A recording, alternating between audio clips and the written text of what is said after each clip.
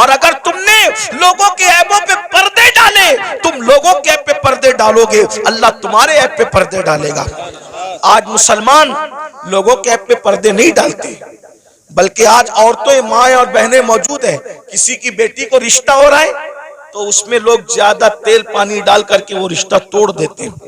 किसी के बेटे का रिश्ता हो रहा है, वो रिश्ता तोड़ देते हैं। ऐब पे पर्दे डालने की बजाय लोग ऐब जोई करते हैं। तो दो सिफत, नंबर 2 सिफत गफ्फारी। गफ्फार कहते हैं माफ करने वाले को। सिफत गफ्फारी का मजर होता है, यानी जो वली होगा वो अपनी जात के लिए कभी झगड़ा नहीं करेगा। वली अपनी जात के लिए कभी झगड़ा नहीं करेगा, क्योंकि जात के लिए झगड़ा करना ये कुत्तों का काम है। जात के लिए झगड़ा करना कुत्तों का काम है, अपनी जात के लिए वली कभी नहीं लड़ता। अब आपसे पूछता हूं, आज हम अपनी जातियात के लिए कितना लड़ते हैं? कितना लड़ते हैं? झगड़ा हो गया, पानी मुझे पहले नहीं दिया, झगड़ा हो गया, शादी में खाना खाने मुझे पहले नहीं बिठाया, झगड़ा हो गया। बोलो आज हम अपनी जात के लिए लड़ रहे हैं, इसका मतलब हम अल्लाह के वली कब बनेंगे? जात के लिए जो लड़े वो कुत्ते की सिफत रखता है, वो वली की सिफत नहीं रखता। अब आप देख लीजिए कितने लोग हैं जो जात के लिए लड़ते फिरते हैं। अल्लाह अकबर।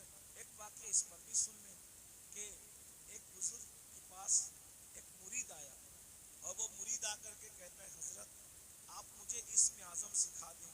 अगर आपने मुझे इस्म आज़म सिखा दिया तो मैं उस इस्म आज़म के जरिए से बहुत काम लूंगा। इस्म आज़म क्या है उसको सुन लें। इस्म आज़म कहते हैं उस अल्लाह के उस नाम को अगर मुर्दे पे पढ़ दो तो मुर्दा जिंदा हो जाए, जिंदे को पढ़ के घूर दो तो जिंदा मर जाए। इसमें आज़म की बड़ी बरकत है। फरिश्ते पढ़ते पढ़ते पलक के झपकते आसमान पे जाते हैं और आसमान से जमीन पे आते हैं। तो चूंकि इसमें आज़म बहुत बड़ी चीज है, सूफिया ने इसको छुपा रखा है, अल्लाह ने भी इसको छुपा रखा है। ये सबको नहीं बताया जाता, जो उसका हकदार होता है उसी के दिल पर इल्का किया जाता है। तो मुरीद अपने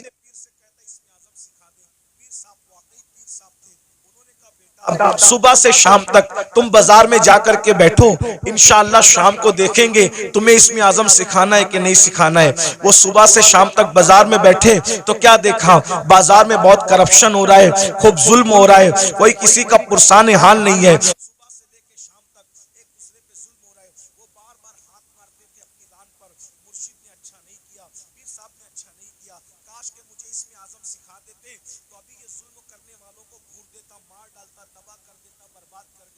सुबह से शाम तक यही होता रहा। लेकिन शाम के वक्त जो है बहुत खतरनाक मंजर देखा।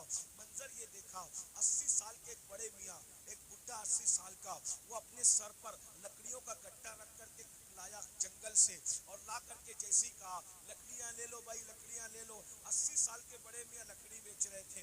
उतने में सिपाही आए, आने के बाद चाबुक जमीन पे मारा, अरे बुड्ढे उठा ये लकड़ी और हमारे घर पहुंचा और सुन तुझे कोई पैसे नहीं मिलेंगे। ये मंजर देख करके वो मुरीद तो और बहुत गुस्से में आया, मेरे पीर ने अच्छा नहीं किया, मेरे पीर ने अच्छा नहीं किया। अगर मुझे इसमें आज़म सिखा देते इन जालिम सिपाहियों को अभी मार डालता, इसमें आज़म पढ़ के अभी इनके लिए बद्दुआ करता, खत्म कर देता। वो बड़े मियाँ 80 साल के बड़े मियाँ कांपते कांपते उन्होंने फिर लकड़ी का गट्ठा उठाया सर पे और सिपाहियों के पीछे पीछे चले। ये भी पीछे पीछे चला, ले जाकर के गट्ठा रख दिया। रखने के बाद कहा अच्छा अब मैं चलूं, और उसके बाद वो बड़े मियाँ बेचारे न पैसा लिया। 80 साल के बुढ़े को लकड़ी काटने में कितनी तकलीफ हुई होगी, कैसे उसने मेहनत से जमा किया होगा। लेकिन हाय रे जुल्म, अल्लाह अकबर, बहुत लकड़ी पहुंचा करके बिना मजदूरी लिए हुए, बिना रकम लिए हुए उन्होंने टरका दिया, वो चले गए। और उसके बाद ये तो गुस्से में कांप रहा था, मुर्शिद ने अच्छा नहीं किया। अगर अभी मुझे इसमें आज़म मालूम होता, इन जालिमों को, इन गुंडों को इसमें आज़म पढ़ करके कत्ल कर देता। जैसे ही मुर्शिद की खानका में पहुंचे, कहा हजरत आपने सिखा दिया होता, बाजार में क्या गंदगी है, क्या जुल्म है, क्या ज्यादती है। और शाम का वाकया तो बड़ा बदतरीन है हजरत, बड़ा इबरतनाक है। पूरा वाकया उस 80 साल के बड़े मियाँ का बयान किया तो पीर साहब सुन के हंसने लगे। हजरत मैं 80 साल के बुढ़े पे जुल्म बयान कर रहा हूँ और आप हंसते हैं। फरमाया वो जो 80 साल का बुढ़ा तू जिसको कह रहा है वो कौन है, तुझे मालूम है? नहीं मालूम है। कहा वो इस शहर का कुतुब है, कुतुब, वो इस शहर का कुतुब है और उसी ने मुझे इसमें आज़म सिखाया है। उसी ने, उसी कुतुब ने मुझे इस्म आजम सिखाया है। वो कहा हजरत जब उसको इस्म आजम मालूम है तो वो पढ़ के उनके लिए बद्दुआ क्यों नहीं कर देता? कहा बेटा जब तक के सब्र करने का मादा उस तरह पैदा नहीं होता, अल्लाह किसी को इस्म आजम की नेमत अता नहीं करता। गौर कीजिए, यहाँ तो आज कोई छोटा मोटा आमिल बन जाए ना समा शबिस्तान रजा पढ़ के, तो कहता है कि अगर तूने मेरी बात नहीं मानी तो तेरा पेशाब बंद कर दूंगा, मेरी बात नहीं मानी तो तेरा खानदान जो है वो तबाह कर दूंगा। भाइयों ये सब हाँ उनके होते हैं जो खाली खड़े होते हैं। ये कुतुब लोगों को देखो, ये अब्दाल लोगों को देखो, ये वली लोगों को देखो, इतना जुल्म सह रहे हैं मगर जात के लिए कभी बदला नहीं लेते। क्यों? इसलिए कि जात के लिए लड़ना वली का काम नहीं होता, जात के लड़ना ये तो कुत्तों का काम होता है।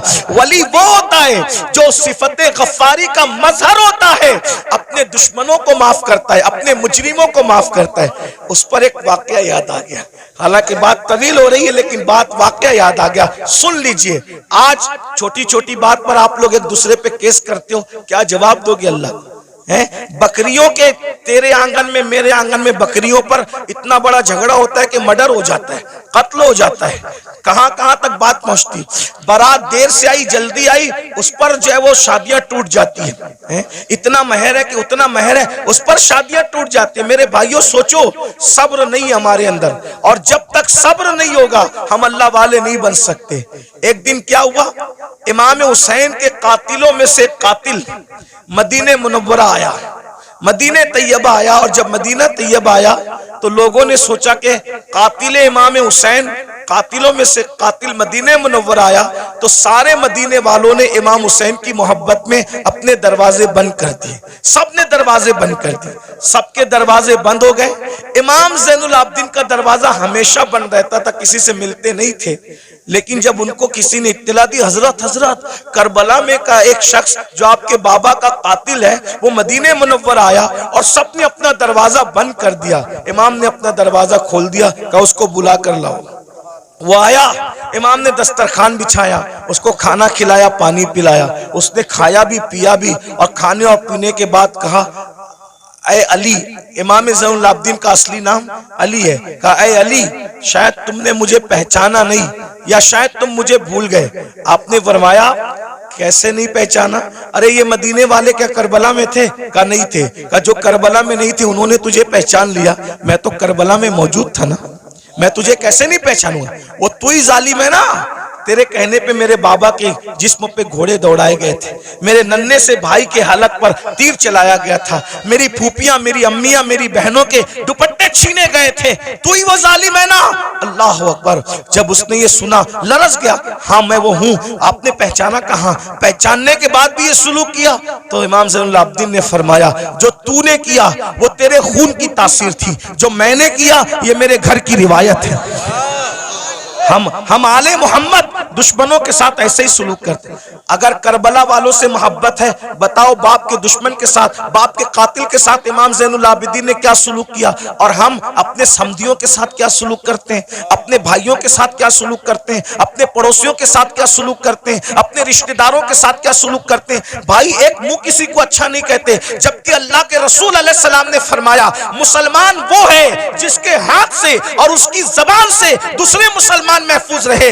आज ना हमारे हाथ से कोई महफूज है, ना हमारी जबान से कोई महफूज है। जब भी जबान खोलते हो तो ऐसे तीर चलाते हो, नश्तर लगाते हो लोगों के दिल पर। याद रखना तलवारों के जख्म तो भर जाते हैं, जबान के जख्म भरा नहीं करते। कैसा कलमा पड़ा है, नबी तो वो मुसलमान बनाने आए थे कि जिसके हाथ से, जिसकी जबान से दूसरे मुसलमान महफूज रहे। ना आज हमारे हाथ से कोई महफूज है, ना हमारी जबान से कोई महफूज है। तो बताओ नबी वाले मुसलमान हो या अपनी तबीयत वाले मुसलमान हो?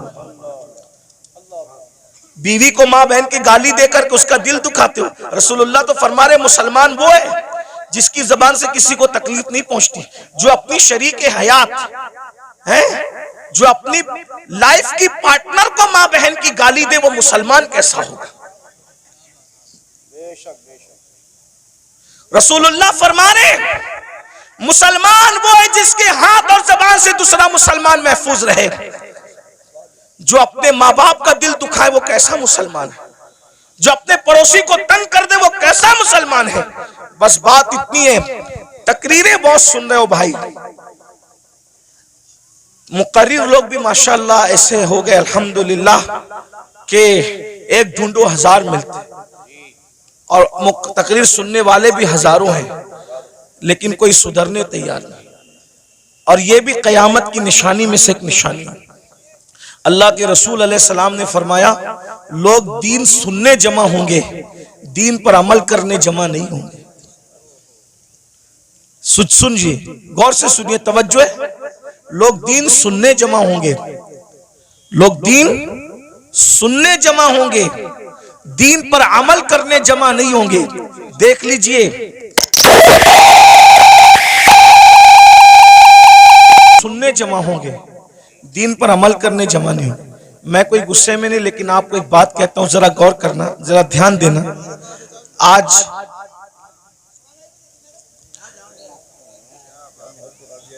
जमा होंगे, कयामत की निशानियों में से एक निशानी है, दीन पर अमल करने जमा नहीं होंगे।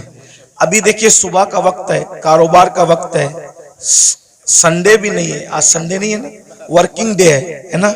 लेकिन आपको मैं सलाम करता हूं, आप लोग आराम छोड़ के, नींद छोड़ के, दुकान छोड़ के, कारोबार छोड़ के आए, क्या सुनने के लिए? दीन सुनने के लिए। लेकिन अगर इनमें किसी को कहा जाए कि वादा करो कि आज के बाद तुम नमाज नहीं छोड़ोगे, तो हाथ नहीं उठेंगे लोगों के। और अगर हाथ उठ भी गए तो वो आज ही जोहर से पहले वादा किया, लेकिन जोहर में नहीं पहुंचेगा। ये हंसने की बात नहीं, ये दुख की बात। ये यानी कि माज़ अल्लाह कहीं ना कहीं जलसा करना जो वो एक रस्म बन गया, कहीं बिजनेस बन गया, कहीं शो बन गया, ये हालात हो गए। हम अल्लाह को मुंह क्या दिखाएं? अल्लाह को मुंह दिखाना है भाई। अगर जज के सामने कल तारीख हो ना, तो बड़े बड़े लीडरों को रात को नींद नहीं आती कि सुबह अदालत में खड़े होना है जज के सामने।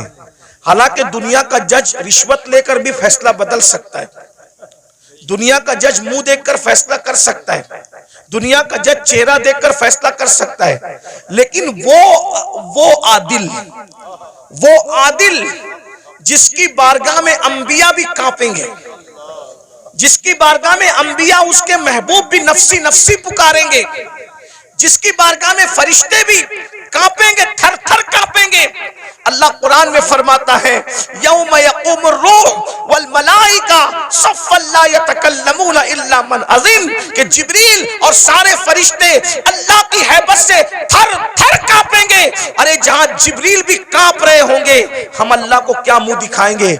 ये जन्नत को जितना आसान और सस्ता समझ रखा है हमने, आप लोगों ने, इतनी सस्ती नहीं है। महशर में पता चलेगा कि जो मुखलिस उलमा हमें नसीहत करते थे, हमें कान से सुन के दूसरे कान से उड़ा देते थे, हम उनकी बातों को नहीं लेते थे, उनकी बातों पर अमल नहीं करते थे, उस वक्त तुम पछताओगे। मगर उस वक्त का पछताना काम नहीं आएगा मेरे भाई। अगर होश के नाखून लेना है तो आज ले लो, संवरना है तो आज संवर लो, सुधरना है तो आज सुधर लो। एक बात मुझे याद आई, अब अगला उन्वान में नहीं पेश करता, 5 मिनट में अपनी बात पूरी कर लेता हूं 5 मिनट के अंदर, इसलिए कि आप सब बहुत अच्छे से सुन रहे हैं, लेकिन कहीं ना कहीं हमारे अंदर कमी है कि कुछ लोग यहाँ पे मेरे करीब गड़बड़ कर रहे हैं, उनको इसकी बात की अहमियत नहीं है। तो कोई बात नहीं, मैं 5 मिनट में बात पूरी कर लेता हूँ। इतना सुनिए, मुझसे और अल्लाह क्या क्या पूछेगा, आपसे मुझसे अल्लाह क्या क्या पूछेगा पता है? कुरान कहता है, फमन यअमल मिस्काल ज़र्रतिन खैरन यरा वमन यअमल मिस्काल ज़र्रतिन शर्रन यरा। एक जर्रे के बराबर नेकी की होगी, अल्लाह तुम्हें वो भी दिखाएगा, और एक जर्रे के बराबर बुराई की होगी, अल्लाह तुम्हें वो भी दिखाएगा। सहाबा किराम ने इस आयत के नुज़ूल के बाद पूछा कि अल्लाह हमसे क्या क्या पूछेगा? तो आका इरशाद फरमाते हैं, अगर तुमने नाखून के अंदर किसी की दीवार की मिट्टी भी खुरची होगी, तो अल्लाह क़यामत के दिन उस मिट्टी के बारे में भी तुमसे पूछे। अगर तुमने पिस्सू को, पिस्सू समझते हैं? पिस्सू बहुत छोटा सा बारीक कीड़ा होता है, नजर भी नहीं आता, लेकिन चमड़ी पे बैठता है, काटता है तो आदमी झुंझला जाता है। अगर तुमने पिस्सू को गाली दी होगी, तो अल्लाह पूछेगा कि तूने पिस्सू को गाली क्यों दी थी? क्योंकि वो मेरी मखलूक है। अगर तुमने खटमल को गाली दी थी तो अल्लाह तुमसे खटमल को गाली देने के बारे में भी पूछेगा। ये यहाँ जो दादागिरी, गुंडागर्दी, बाबागिरी जो कुछ कर रहे हो और फिर सोचते हो कि जन्नत हाथ से नहीं जाने वाली, अल्लाह अल्लाह है, अल्लाह अल्लाह है। मैं बार बार कौम को कहता हूं, जो नबियों के बेटों को जहन्नम में डाले वो अल्लाह है, जो नबियों की औरतों को जहन्नम में डाले वो अल्लाह है, जो नबी के सगे चचा को जहन्नम में डाले वो अल्लाह है। अल्लाह अल्लाह है। इतना बेपरवाह मत हो जाइए, इतना बेपरवाह मत हो जाइए, इतना बेपरवाह मत हो जाइए। नबी का सगा चचा इब्राहिम खलीलुल्लाह जैसे नबी का सगा चचा आजर बिच्छू की शक्ल में जहन्नम में डाला जाएगा। बताओ बताओ मेरे भाइयों, किस किस किस धुन में हो, किस मस्ती में हो, किस गफलत में हो। नूह अलैहिस्सलाम की एक बीवी जहन्नम में डाली जाएगी, नूह की बीवी, उलुल आज़्म पैगंबर की बीवी जहन्नम में डाली जाएगी। ये बहनें क्या समझ रही है कि कलमा पढ़ के जन्नत शरीफ मिल जाएगी? कुरान कहता है, क्या तुम ये तसव्वुर करते हो कि तुमने कहा कलमा पढ़ा और तुम्हें आजमाया नहीं जाएगा? तुम्हें आजमाया जाएगा और रोज आजमाया जा रहा है। फजर की सर्दी में तू अपनी जान से प्यार करके सोता पड़ा है या अल्लाह की मोहब्बत में ठंडे पानी से वुजू करके तू मुसल्ले पे खड़ा है, आजमाया जा रहा है। आज अपनी जान की मोहब्बत में सर्दी में नरम नरम बिस्तर पर सोने वालों, जहन्नम में जलने के लिए तैयार हो जाओ। क्या समझते जो लोग आपको ये कहते हैं ना, काश के कोई बुरा ना माने, और अगर किसी को दीन हक की बात सुनने में बुरा लग जाए तो लगता रहे। बहुत कुछ सोचकर बना हूं मौजे दरिया का हरीफ, वरना मैं भी जानता था आफियत साहिल में है।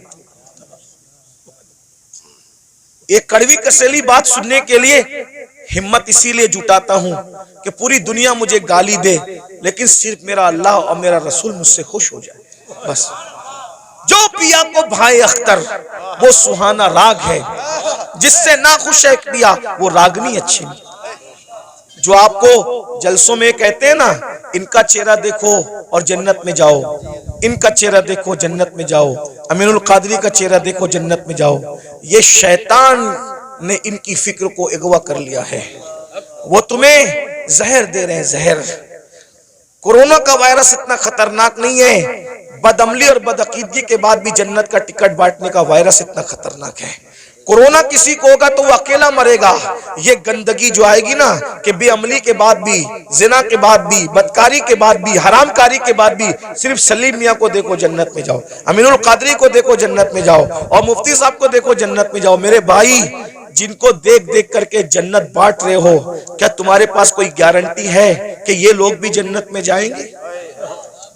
हैं? बताओ ना, खिलवाड़ न करो। ये कौम बहुत भोली है, ये हमारी बातों पर यकीन करती है, लेकिन मेरी कौम के नाजिमों, मेरी कौम के वाइजों, उलमा नहीं करते। जो वाकई आलिम रब्बानी वो ये काम नहीं करता। उसको पड़ी नहीं है प्रोग्राम की, कोई बुलाए तो बुलाए, कोई नहीं बुलाए तो बुलाए। जिन्होंने धंधे पानी शुरू कर रखे हैं वो तुम्हारी चापलूसियां करते हैं और तुम भी नारे लगाते हो, इनको देखो जन्नत में जाओ, और फिर उसके बाद आप सिर्फ जब देख करके जन्नत मिलेगी, कोई बेवकूफ है फजर पढ़ने के लिए उठेगा? कोई बेवकूफ है जो चेहरे पे दाढ़ी रखेगा? कोई बेवकूफ है जो मुसल्ले पे रोएगा? अरे तुमने किसको देखा? सलीम मियाँ का नाम इसलिए ले रहा हूं कि ये मेरा भाई है, बुरा नहीं मानेगा मेरा भाई, मैं जानता हूं और मेरा हक है। आपने सलीम मियाँ को देखा ना, आपने अमीनुल कादरी को देखा, आपने मुफ्ती साहब को देखा ना। आओ मैं उसकी बात करूं जिसने सलीम मियाँ को नहीं, सलीम मियाँ के जद्दे करीम को देखा। किसको? किसको? खुदा को देखने वाली जो आंखें हैं वो मुस्तफा जाने रहमत की आंखें हैं। सैयदना फारूक आजम ने रसूलुल्लाह को देखा, बार बार देखा, हर बार देखा, जंग में देखा, अमन में देखा। अरे उमर तो ऐसे नमाजी थे कि पहले सब में नमाज पढ़ते थे, फिर भी हालत नमाज में कंकियों से नबी का चेहरा देखते थे। ऐसा नबी को देखने वाला, ऐसा नबी को देखने वाला।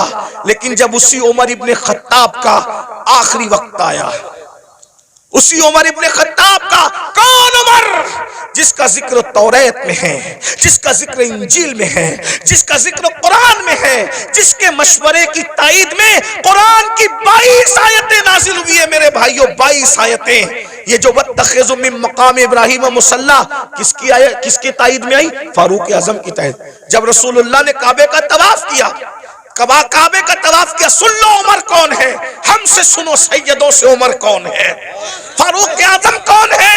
अल्लाह अकबर। फारूक आजम कौन?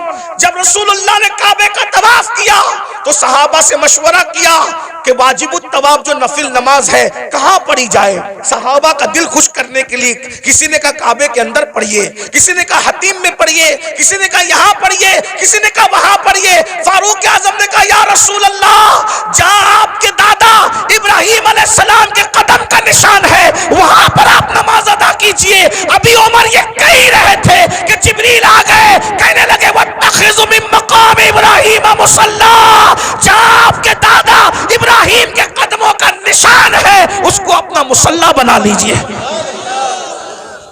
शराब की हुर्मत की बात फारूक आजम के मशवरे की ताईद में, पर्दे की बात फारूक आजम के मशवरे की। और कौन फारूक आजम जिसके बारे में कहा मेरे बाद अगर कोई नबी होता उमर इब्ने खत्ताब होता। कौन फारूक आजम? जब फारूक आजम आ रहे हैं, जिब्रील अलैहिस्सलाम रसूलुल्लाह की बारगाह में मौजूद हैं, तो जिब्रील ने फारूक आजम को देख के मुस्कुराया। मेरे सरकार ने कहा क्यों मुस्कुरा रहे हो जिब्रील? हुजूर आपका यार उमर आ रहा है। तो आका ने फरमाया क्या मेरे उमर को आसमान वाले भी पहचानते? मेरे उमर को आसमान वाले भी पहचानते? तो जिब्रील अलैहिस्सलाम कहते हुजूर जमीन वालों से ज्यादा उमर को आसमान वाले पहचानते।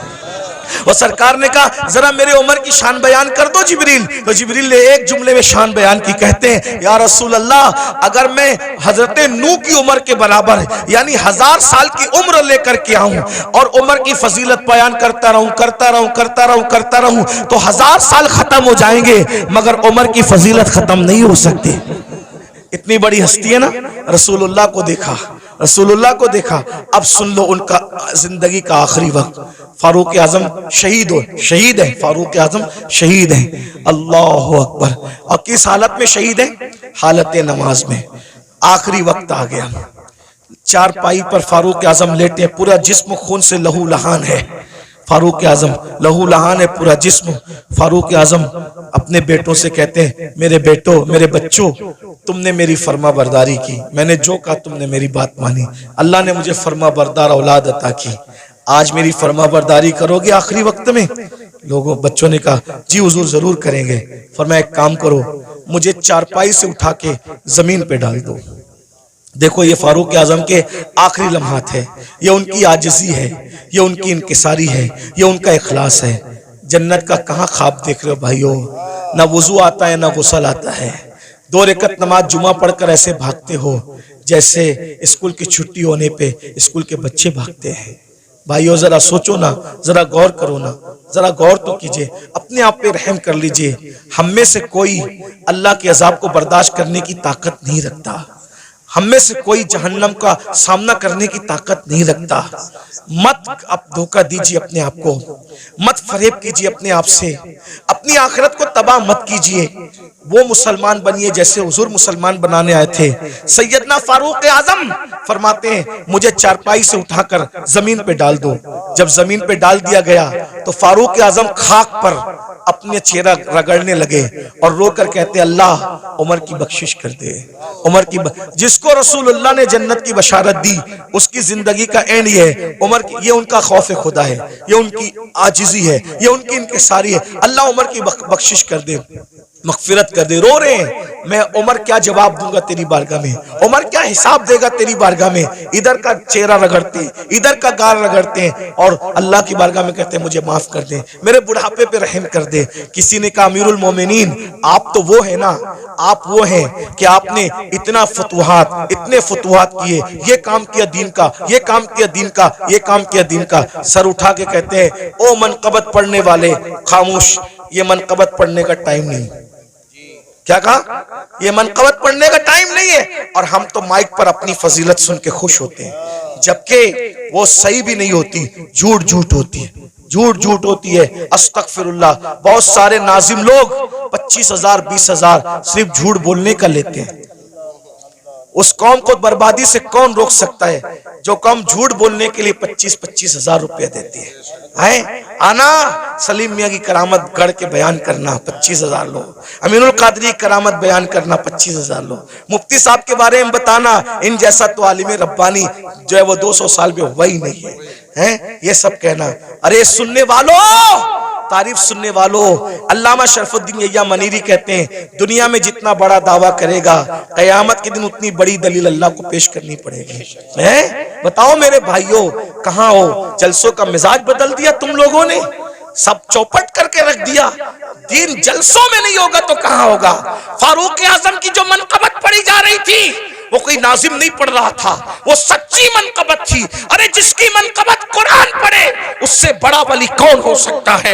अल्लाह अकबर। लेकिन फारूक आजम ने रोक दिया, फरमाया ओ मनकबत पढ़ने वाले, ये मनकबत पढ़ने का टाइम, चुप रहे, खामोश रहे, और मैं जो कर रहा हूं मुझे करने दे। और फिर सर उठाकर लोगों से कहा, लोगों तुम मेरी मनकबतें पढ़ते हो? सुनो, उमर तो बस इतनी तमन्ना रखता है अल्लाह की बारगाह में, अल्लाह ना मुझे कोई सवाब दे, जुमले सुनो फारूक है, अल्लाह ना मुझे कोई सवाब दे, ना कोई मर्तबा दे, ना कोई मकाम दे, और ना मुझे अजाब दे, ना जहन्नम में डाले, वो मुझे बराबर सराबर ऐसे ही छोड़ दे, तो उमर समझेगा कि उमर कामयाब हो गया। ये फारूक आजम की आजिज़ी है। और हम कहाँ है, किधर है? भाइयों तौबा करो, रमजान शरीफ करीब आ रहा है, इरादा करो एक भी रोजा नहीं छोड़ूंगा, सारे रोजे रखूंगा। इरादा करो तरावी नहीं छोड़ूंगा, पूरी तरावी जमात के साथ पढ़ूंगा, नमाज पाबंदी से पढ़ूंगा। अभी से तौबा करो, माहौल बनाओ, जहन बनाओ। और अगर आप दीन के करीब नहीं आए भाई, ऐसे ही आप आवारा गर्दी करते रहे, हराम लुक्मा खाते रहे, गुनाह करते रहे, फिल्में देखते रहे, किसी का कुछ नहीं बिगड़ेगा। आप अपनी आखिरत को बर्बाद करोगे, तबाह करोगे। जब अल्लाह नबी की बीवी को उठा के जहन्नम में डाल सकते हैं, नूह अलैहिस्सलाम की बीवी की शक्ल में, अगर वो हमें जहन्नम में डालेगा कौन बचाएगा, कौन रोकेगा? बताइए ना। नूह अलैहिस्सलाम अपनी बीवी को बचाएंगे? बोलो नहीं बचाएंगे, बीवी को नहीं बचाएंगे। क्यों? इसलिए कि नबी जानता है जिसमें अल्लाह की रजा उसमें मेरी रजा है। नबी जानता है इसमें अल्लाह की रजा उसमें मेरी रजा। इब्राहिम अलैहिस्सलाम अपने चचा को बचाएंगे? नहीं बचाएंगे, जिसमें अल्लाह की रजा उसमें मेरी रजा। गौर कीजिए, ये नहीं कह रहा हूं कि नबी बचा नहीं सकता, नबी जिसको चाहे बचा सकता है, लेकिन हम अल्लाह का जितना अदब करते हैं उससे ज्यादा अदब अल्लाह का अंबिया करते हैं। मौला जो तेरी रजा वो हमारी रजा। ये कुफ्र पर मरे हम इनको नहीं बचाएंगे, तूने मना कर दिया हम नहीं बचाएंगे। हाँ, अगर तूने इजाजत दी तो जिनको हम पहचानते भी नहीं है हम उसको बचा लेंगे, उनको बचा ले।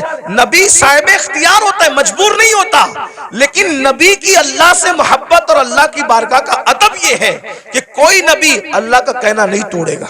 एक आखिरी बात आई, मैं वो बात कहने चला था, फिर बीच में बात आ गई। हम अल्लाह को क्या जवाब दें? लोग जिना कर रहे हैं, ये नौजवान छोकरे आज के 16-16, 17-17 साल की उम्र में जिना करते हैं, लड़के लड़कों के साथ बदकारियां करते हैं, क्या क्या जुर्म करते हैं, बुराइयां करते हैं। अल्लाह को क्या जवाब दोगे? अल्लाह के सामने बोल पाओगे कि हम जिना करके आए? बोलो, अल्लाह के सामने बोल के आओगे हम औरतों के पाप की नजर डाल के? अल्लाह के सामने बोल पाओगे कि हम बदकारी करके? बताओ, कुछ बोल पाओगे? नहीं बोल पाओगे।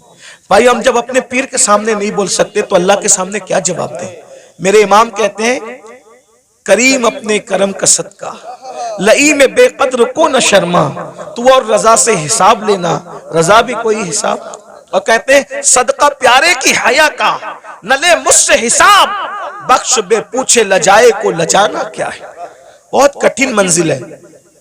हदीस पाक में आता है, अल्लामा इब्ने कसीर ने इस हदीस को लिखा है कि अल्लाह ईसा अलैहिस्सलाम को अपनी अदालत में खड़ा करेगा। किसको? किसको? पहचानते हो ईसा अलैहिस्सलाम को? हमारे नबी से पहले जो नबी आए वो कौन थे? ईसा अलैहिस्सलाम। और ईसा अलैहिस्सलाम कौन है आपको पता है? ये कंवारी मरियम, जिसको किसी मर्द ने हाथ भी नहीं लगाया, अल्लाह ने बिन बाप का कंवारी बतुल मरियम से ईसा अलैहिस्सलाम को पैदा किया। सुभान अल्लाह। अल्लाह ने इनको झूले में बोलने की ताकत अता की। ये कलिमतुल्लाह है, रूहुल्लाह है।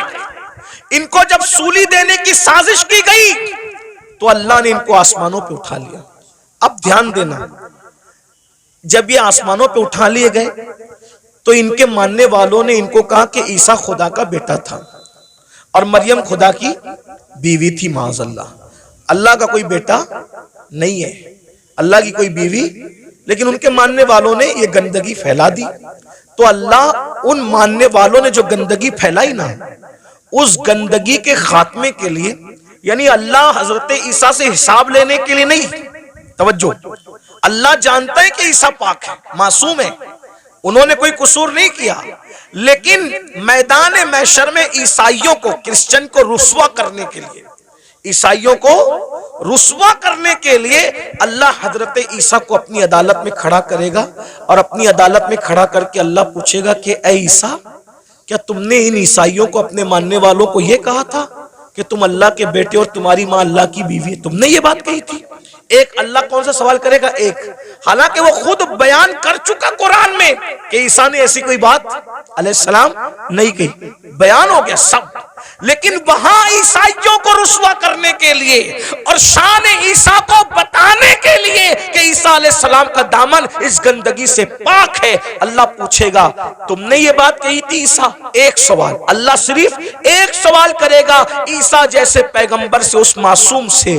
तो मेरे आका की हदीस है, इसी एक सवाल पर ईसा अल्लाह से इतना डर जाएंगे कि उनके हर हर बाल से खून की फुहार निकलेगी,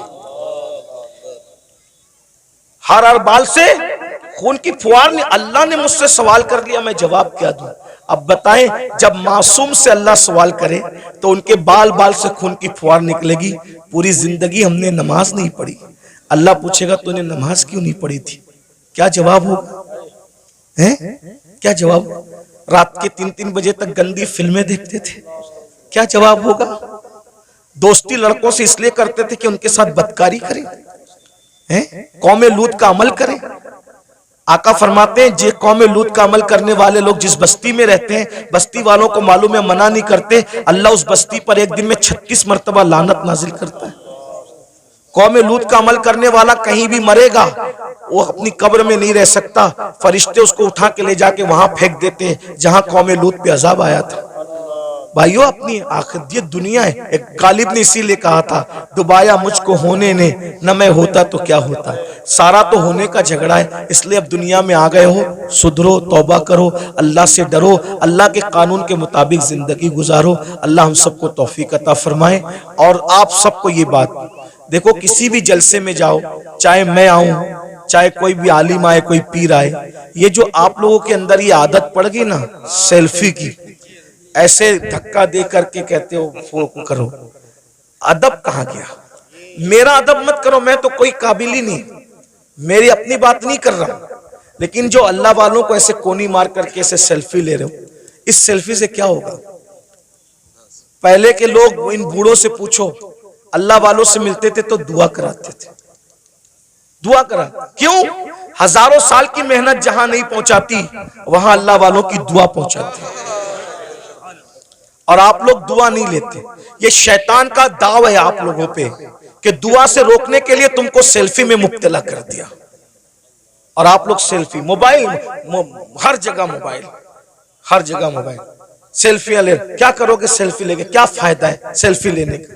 मैं अभी हराम और नाजायज की बहस में नहीं पढ़ रहा हूं, लेकिन इतना कहता हूं, फायदा क्या? बताइए, क्या कर रहे हो?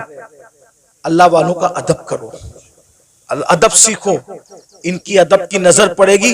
वो एक गुलाम था जिसका नाम शमसुद्दीन था। शमसुद्दीन नाम का एक गुलाम था, लड़का था, बगदाद में गुलामी करता था बादशाह की। बादशाह ने कहा कि जा और जा करके फुला काम कर। तो उसने बादशाह से कहा, आपका अरबी घोड़ा मुझे दे दो तो मैं काम जल्दी से निपटा के आ जाऊं। तो जैसे ही अरबी घोड़े पे चला तो देखा एक चबूतरे पे, ओटे पे 3 वली बैठे। एक वली का नाम है हमारे मुर्शिद शेखुश शयूख शेख शहाबुद्दीन उमर सोहरवर्दी। एक वली है शेख नजमुद्दीन कुबरा। एक वली है हमारे मुर्शिद कुतुबुल अक़ताब सैयदी कुतुबुद्दीन बख्तियार काकी, तीनों बैठे। वो लड़का था शमसुद्दीन नाम का, देखा वली लोग नीचे बैठे, मैं ऊपर घोड़े पे, फौरन नीचे उतर गया, जूते हाथ में लिया। जितनी देर तक वो वली लोग नजर आए, घोड़े पे नहीं बैठा, उनके अदब में झुक के सलाम किया, आगे बढ़ा। सरकार कुतुबुद्दीन बख्तियार काकी की जबान से दुआ निकल गई, वो देखो दिल्ली का बादशाह जा रहा है। वो देखो दिल्ली का बादशाह जा रहा है। किसी ने लुकमा दिया, हजरत वो दिल्ली का बादशाह नहीं, वो मैं पहचानता हूं, वो लड़का है शमसुद्दीन बादशाह का गुलाम है। कहा जो हमारा अदब करे और वो हमारी जबान से निकल जाए दुआ, फिर अल्लाह उसको रद्द करे, ऐसा नहीं होता। हमने कह दिया दिल्ली का बादशाह, तो जब तक ये मरेगा नहीं तब तक दिल्ली का बादशाह बनेगा नहीं है। उस वक्त तक मौत नहीं आएगी जब तक दिल्ली का। और दुनिया ने देखा ख्वाजा कुतुब की जबान से दुआ निकली, अल्लाह ने कैसे पूरी किया। वो गुलाम से आजाद हुआ और दिल्ली का बादशाह बना। उसी बादशाह को दुनिया सैयदी शमसुद्दीन अल्तमश के नाम से जानती है। दुआ लो, दुआ लो। ये जो हंगामा का माहौल रहता है, इधर धक्का दे उधर धक्का दे, ऐसा मत करो। हमें कोई बुरा नहीं लगता, हम आपस में डिस्कस करते हैं, तुम लोग जो करते हो मोहब्बत में करते हो, लेकिन हमारी मोहब्बत में आप मजमे को धक्का देते हो। जहाँ 40 मोमिन जमा होते हैं, उसमें एक अल्लाह का वली होता है। मुझ गुनेगार से मिलने के लिए आप किसी वली को धक्का दे दोगे तो अल्लाह तुमसे भी नाराज हो जाएगा और मुझसे भी नाराज हो सकता है। इसलिए भाई अगर हजर अस्वद चूमने की बात हो तो धक्का दे के हजर अस्वद नहीं चूम सकते, तो धक्का दे के किसी से मुसाफा कैसे कर सकते हैं? ये सब आपको सीखना होगा, डिसिप्लिन। कल रात भी ऐसा हुआ और होता ही रहता है। ऐसा लगता है जैसे झगड़ा हो रहा है, ऐसा लगता है जैसे झगड़ा हो रहा है। अब ये क्लिपें चलेगी, आप तो मोहब्बत में मिलने तड़प रहे हो, लेकिन अगर कोई हुकूमत को ये पहुंचा दे कि देखो ये जलसों में ये लोग झगड़ा करते हैं, तो क्या ये क्लिपें आपके जलसों के बंद करने का सबब नहीं बन सकती हैं? बोलेंगे तुम लोग तो झगड़ा, आप झगड़ा नहीं कर रहे हो, लेकिन भाई जो वो मुखालिफिन को तो एक बहाना चाहिए ना कुछ भी काम हुकूमत से करवाने का। तो आप यही महफिल नहीं जिसमें मैं हूं, वही नहीं, कोई महफिल हो, आप डिसिप्लिन का मुजाहरा करें। आपको देखकर ऐसा लगे यार ये लोग इतने डिसिप्लिन वाले हैं, तो इनके आका के जो सहाबा होंगे उनके पास कैसा डिसिप्लिन होगा, वलियों के पास। अभी सैयद सलीम मियां साहब मुझे कह रहे थे नाश्ते पर कि यार दुबई में कैसी महफिल थी, सब सन्नाटे में सुन रहे थे। तो मैंने कहा भाई आपको सीखना होगा। देखो अपने को आज तक जो हुआ मामलात मेंटेन करने होंगे, माहौल बनाना होगा। और मैं आप मुंतजिमिन से कहता हूं स्टेज पे सिर्फ उलमा को बिठाया करो। ये जो स्टेज का मेयार आपने खराब किया ना मुंतजिमिन ने, फला सेठ भी बैठ रहा है, फला सेठ लोगों को कुर्सी दो नीचे, समझे। हर जगह सेठों के बिठाने की नहीं होती। जिसका जो हमारे दादा मुर्शिद हुजूर मुफ्ती आजमीन के दौर में कभी कोई दाढ़ी मुंडा कोई सेठ इस स्टेज पे बैठ नहीं सकता, स्टेज पे सिर्फ उलमा बैठते थे। एक शायर साहब दाढ़ी मुंडे स्टेज पे आ गए, सरकार मुफ्ती आजम ने उनको कहा जब तुम रसूलुल्लाह की शरीयत का एहतराम नहीं कर सकते तो तुम्हें मिंबर रसूल पे बिठाया नहीं जा सकता।